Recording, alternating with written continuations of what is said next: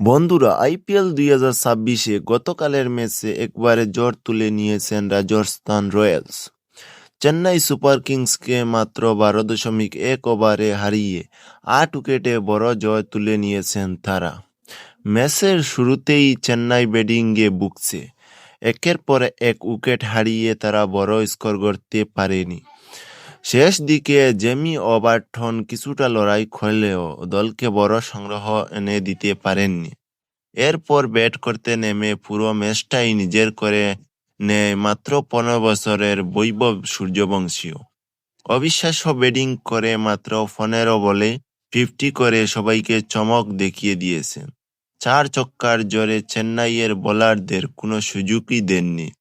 অন্যদিকে বল হাতে দুর্দান্ত ছিলেন জুফরা আর্চার। এই ম্যাচের পর সবাই এখন একটাই প্রশ্ন করছে, আইপিএল এর নতুন সুপারস্টার কি বৈভব সূর্যবংশী? কারণ এর এত কম বয়সে এমন ইনিংস সত্যি অবিশ্বাস্য। আপনার মতে এই সিজনের সবচেয়ে ভয়ঙ্কর দল কোনটা?